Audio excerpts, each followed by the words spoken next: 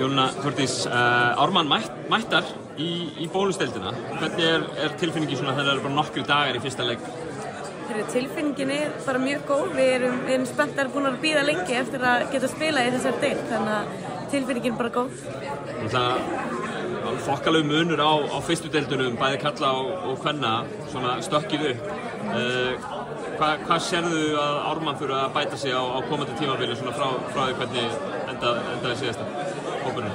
Já, við þurfum bara að bæta okkur í öllu. Ég held að það sé alveg ljóst, en við erum alltaf að byggja á gömlum kjarna, en svo erum við líka með 6 nýja leikmenn, þannig að kannski fyrst og fremst okkar verkefni er að slípa okkur saman.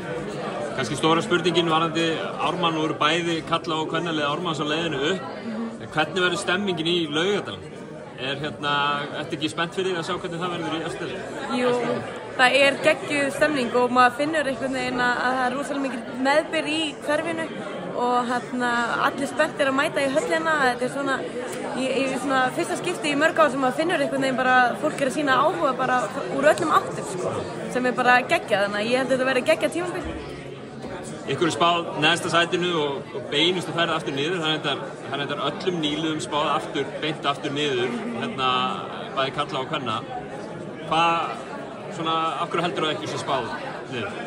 Ég held að þegar að koma nýliðar að það sé bara líkt og þú segir hefðbundið að spáðum falli, en ég tek þessari spá bara fagnandi. Ég er náttúrulega vinn við það að afsanna starrandi fólk, þannig að ég er bara spennt og finnst ekki að vera að spá bottsæti og bara hlakka til að afsanna þessa spá, sko. Ætlaði að hengja hann upp inn í klefa þessa spá? Já, ég held það. Kærar þakkir og gangi ykkur vel á tímabilinu. Takk.